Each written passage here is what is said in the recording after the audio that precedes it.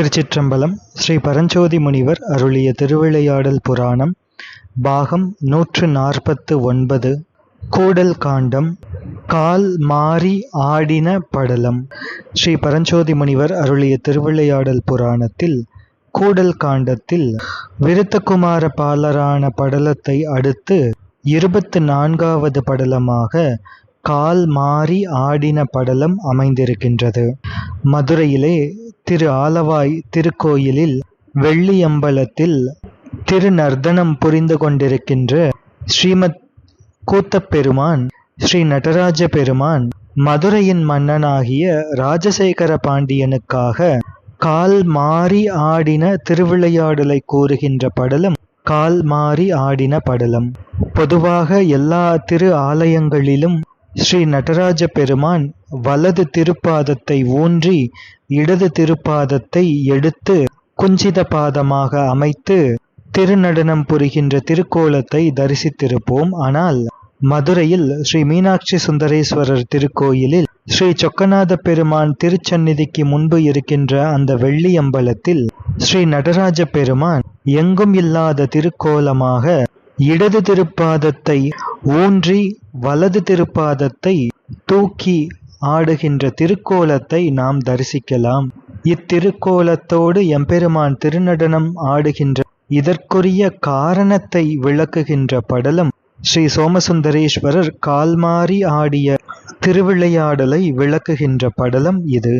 நிஷ்கலங்கராய் மதுராபுரியில் எழுந்தருளிய சித்தமூர்த்திகளாகிய திருவருள் செல்வத்தை உடைய ஸ்ரீ சோமசுந்தரேஸ்வரர் விருத்தருமாகி குமாரருமாகி பாலருமாகி திருவேடம் கொண்டு ரிஷப வாகனத்தின் மேல் ஒருவராய் விளையாடியருளிய திருவிளையாடலை சொன்னோம் என்று கூறி அருளுகின்ற அகஸ்தியமா முனிவர் இனி வெள்ளியம்பலத்தில் நடனமூர்த்தியாய் நின்ற அப்பெருமானார் கால் மாறி நின்று நிறுத்தம் செய்த திருவிளையாடலை இனி சிறிது எடுத்துச் சொல்லுவோம் என்று இத்திருப்படலத்தை விளக்கி அருள தொடங்குகின்றார்.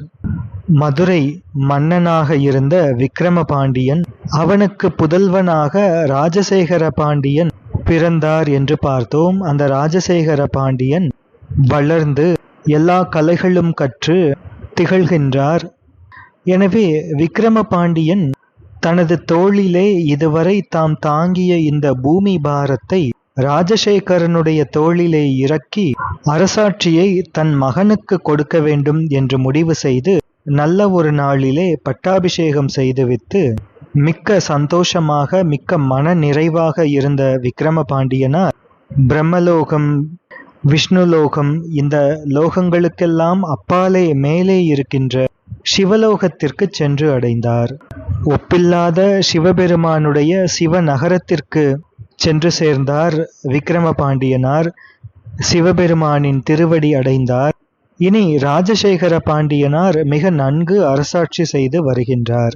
இடம் பரந்த இந்த நில உலகத்தை தனக்கே உரிய முறையில் செங்கோல் அரசு செலுத்தி வருகின்றார். ஆன்மாக்களுக்கு நிழலை செய்பவன் அரசன் என்ற காரணத்தினால் வெண்கொற்ற குடையை தாங்கி இருப்பது அரசர்களின் வழக்கம். அப்படி வெண்ணிறம் வாய்ந்த குடையால் ஆன்மாக்களுக்கு நிழலை செய்து வருகின்றார் ராஜசேகர பாண்டியனார். வெள்ளி அம்பலத்திலே ரஜத சபா என்று போற்றப்படக்கூடிய அந்த வெள்ளி அம்பலத்தில் ஸ்ரீ சோமசுந்தரேஸ்வரர் நடித்து அருளுகின்ற அந்த திருநடனத்தில் மிக்க அன்பு பூண்டு விளங்கினார் ராஜசேகர பாண்டியனார். ஸ்ரீ சோமசுந்தரேஸ்வர பெருமான் அந்த சிவ பரம்பொருள் திருநடனம் புரிகின்ற காரணத்தினால் அந்த திருநடனத்திலே ராஜசேகர பாண்டியனார் கொண்ட பெரும் பற்று காரணமாக பரத சாஸ்திரம் தவிர்த்து மற்றும் இருக்கின்ற 63 கலைகளையும் கற்று அரசியலையும் மனு முறையில் மனு தர்ம சாஸ்திர முறையில் செய்து வருகின்றார். ஆய கலைகள் 64 அதிலே பரத சாஸ்திரமும் ஒன்று.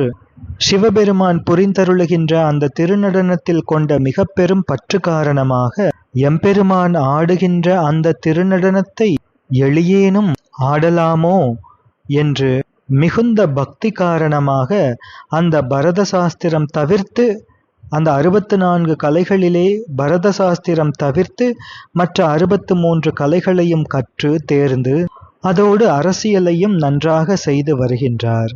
இதே சமயத்தில் ராஜசேகர பாண்டியனார் மதுரையில் அரசாட்சி செலுத்தி பாண்டிய நாட்டை ஆண்டு வருகின்ற அதே காலத்தில் சோழ நாட்டை ஆட்சி செய்து வருபவர் கரிகால் சோழன் என்கின்ற மன்னர். அந்த கரிகால் சோழன் என்கின்ற மன்னர் திரு ஆனைக்கா திருக்கோயிலில் எழுந்தருளி இருக்கின்ற ஜம்புலிங்கேஸ்வர பெருமானிடம் மிகுந்த அன்பு கொண்ட மனம் உடையவராக இருக்கின்றார். திருவானைக்கா திருத்தலம் என்பது யானையும் சிலந்தியும் பூஜை செய்த திருத்தலம். சிலம்பி பூச்சியானது தனது வாய் நூலினால் செய்த பந்தலின் கீழே திருமாலும் பணியும்படி எழுந்தருளியிருப்பவர் ஜம்புகேஸ்வர பெருமான். சப்திக்கின்ற தெள்ளிய அலைகள் பொருந்திய காவிரி நதியின் அழகிய குளிர்ச்சியான துறையை உடைய திருவானைக்காவில் எழுந்தருளியிருக்கின்ற ஜம்புலிங்கம். திருவானைக்காவின் வாயு திசையில் இருக்கின்ற ஸ்வேதமலை என்கின்ற வெண்மலையிலிருந்து ஒரு வெள்ளை யானை யதேச்சையாக திருவானைக்கா என்கின்ற இந்த ஞான பூமிக்கு வந்து சேருகின்றது. திருவானைக்கா ஞானாரண்யம் என்ற பெயர் பெற்றது. எம்பெருமான் அகிலாண்டேஸ்வரியான அம்பாளுக்கு ஞானோபதேசம் செய்த திருத்தலம். இந்த ஞான பூமிக்கு அந்த யானை யதேச்சையாக வந்து சேருகின்றது. அப்படி வந்து சேர்ந்ததனால் மெய்ஞானம் உண்டாகின்றது அந்த யானைக்கு. அங்கே திருவானைக்காவிலே வெண்ணாவல் மரம், அது ஸ்தல விருட்சம், அதுவே ஜம்பு விருட்சம் என்று போற்றப்படுகின்றது. அந்த ஜம்பு விருட்சமாகிய வெண்ணாவலின் கீழ் எழுந்தருளி இருக்கின்ற பெருமான் ஜம்புலிங்கமாக எழுந்தருளி இருக்கின்ற பெருமான். இந்த திருக்காட்சியை இன்றும் நாம் திருவானைக்காவில் காணலாம். பெரும்பாலான திருக்கோயில்களிலே ஸ்தல விருட்சம் என்பது ஏதாவது ஒரு பிராகாரத்தில் அல்லது கோயில் திருமதில் சுவருக்கு உள்ளேயோ அல்லது வெளியேயோ சில இடங்களில் இருக்கும். பொதுவாக அந்த ஸ்தலங்களிலே கூறப்படுகின்ற ஸ்தல விருட்சத்தின் அடியில்தான் சிவலிங்க பெருமான் எழுந்தருளியிருப்பார் என்று புராணங்கள் கூறுகின்றன. ஆனால் தற்காலத்தில் பெரும்பாலான ஆலயங்களில் ஸ்தல விருட்சமானது ஏதேனும் ஒரு பிராகாரத்திலோ ஒரு இடத்திலோ இருப்பதை பார்க்கின்றோம். ஆனால் திருவானைக்காவிலில்தான் ஸ்தல விருட்சமான வெண்ணாவல் மரத்தின் கீழேயே இன்றும் கர்ப்ப கிரகம் அமைந்து புராணத்திலே சொல்லப்பட்டபடியே ஸ்ரீ ஜம்புகேஸ்வரர் அந்த வெண்ணாவல் மரத்தின் கீழே இன்றும் வீற்றிருக்கின்ற திருக்கோலத்தை திருஆனைக்காவிலே தான் நம்மால் இன்று தரிசிக்க முடிகின்றது. அத்தகைய அந்த பெருமானை பூஜித்து முக்தியடைய வேண்டும் என்று அந்த யானை நினைக்கின்றது. காலம் தவறாமல் அங்கு இருக்கின்ற தீர்த்தத்தில் ஸ்நானம் செய்து பத்திர புஷ்பங்களை கொய்து கொண்டு வந்து அதோடு தனக்கு கிடைத்த காய்கனிகளை கொண்டு வந்து எம்பெருமான் சந்நிதியை சுத்தம் செய்து பூஜித்து வருகின்றது. அப்படி இருக்கும் பொழுது ஒரு நாள் அருகில் இருந்த மரத்தில் வாழும் ஒரு சிலம்பி பூச்சிக்கு நல்வினை சம்பந்தம் காரணமாக அது அந்த மரத்தை விட்டு வெண்ணாவல் மரத்தில் வந்து தனக்கு ஒரு வீடு அமைத்து மேலும் கீழும் இறங்கி திரிந்து வாழ்ந்து வரும் வேளையில் அதே விருட்சத்தின் கீழே எழுந்தருளி இருக்கின்ற ஜம்புலிங்க மூர்த்தியை கண்டு அந்த சிலந்திக்கும் மெய்ஞானம் உண்டாகின்றது.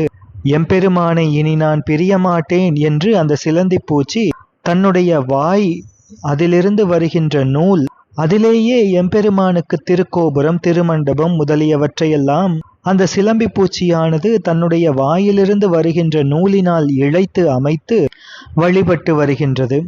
இதனை திருவானைக்கா புராணம் கஜாரண்ய படலத்திலே நாம் காண்கின்றோம்.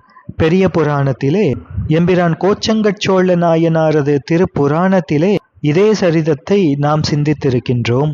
அப்படி சிலம்பி பூச்சியும் அந்த யானையும் வந்து வழிபடுகின்ற திருவானைக்கா திருத்தலம், அதிலே எழுந்தருளியிருக்கின்ற ஜம்புலிங்கேஸ்வரரிடம் அன்பு கொண்ட மனமுடையவன் கரிகால் சோழன் என்கின்ற சோழ மன்னன். அவன் 64 கலைகளையும் கற்று ஐயம் திரிபு இன்றி மனம் தெளிந்தவனாக இருக்கின்ற மன்னன் கரிகால் பெருவளவன் என்கின்ற சோழ மன்னன். அவர் அதே காலத்தில் சோழ மண்டலத்தை அரசாட்சி செய்து வருகின்றார். நாம் நம்முடைய சரித்திரத்திலே கரிகால் சோழன் என்ற பெயரில் பல மன்னர்கள் இருந்து வந்ததை பார்க்கின்றோம். பொதுவாக கரிகால் சோழன் என்றால் சோழ நாட்டை திருத்தி வளமிக்க நாடாக அமைத்த கரிகால் சோழனை அனைவரும் நினைவுக்கு வருவான். இளஞ்சேட் சென்னியின் புதல்வன் இந்த கரிகால் சோழன். தாயத்தாரால் சிறையில் இடப்பட்டு அந்த சிறைச்சாலை கொளுத்தப்பட்ட போது அதிலிருந்து தாண்டி வந்த பொழுது அவனுடைய கால் தீப்பட்டு தீயில் எரிந்து கரிந்ததால் கரிகாலன் என்று பெயர் பெற்றவன். காவிரிக்கு கரையிடுவித்து நீர்நிலைகளை பெருக்கி கல்லணையை அமைத்து சோழ நாட்டை வளப்படுத்தி வளவன் என்று அழைக்கப்படுபவன். இமயமலையை செண்டால் அடித்த வீரன், பெரும் கொடையாளி. இந்த கரிகால் சோழன் சரித்திரத்திலே மிக பிரசித்தி பெற்றவனாக அறியப்படுகின்றான். ஆனால் இங்கே திருவிளையாடல் புராணத்திலே குறிக்கப்படுகின்ற இந்த படலத்தில் ராஜசேகர பாண்டிய மன்னன் ஆட்சி செய்து வரும் வேளையில் அவரோடு சமகாலத்தில் சோழ மண்டலத்தை ஆட்சி செய்து வருகின்ற சோழ மன்னனாக குறிக்கப்படுகின்ற கரிகால் சோழன் என்கின்ற மன்னன், இவர் அதே பெயரை உடையவர். ஆனால் இவருடைய திருவரலாறு வேறு. மேலே சொன்ன பிரசித்தி பெற்ற கரிகாலன் அவனுடைய வரலாறு வேறு. இங்கே நாம் திருவிளையாடல் புராணத்திலே பார்க்கின்ற கரிகால் சோழனின் திருவரலாறு என்பது திருவிளையாடல் புராணத்திலே இங்கே குறிக்கப்படுவதோடு செவ்வந்தி புராணத்தில் குறிக்கப்படுகின்றது. செவ்வந்தி புராணம் என்பது திருச்சிராமலை புராணம். இப்பொழுது திருச்சி என்று அழைக்கப்படுகின்ற திருச்சிராப்பள்ளி, அது திருச்சிராமலை திருச்சிரபுரம் என்று அழைக்கப்படுகின்றது. அந்த திருச்சிரபுரத்திலே திருச்சிராமலையிலே எழுந்தருளி இருக்கின்ற பெருமான் செவ்வந்திநாதர்.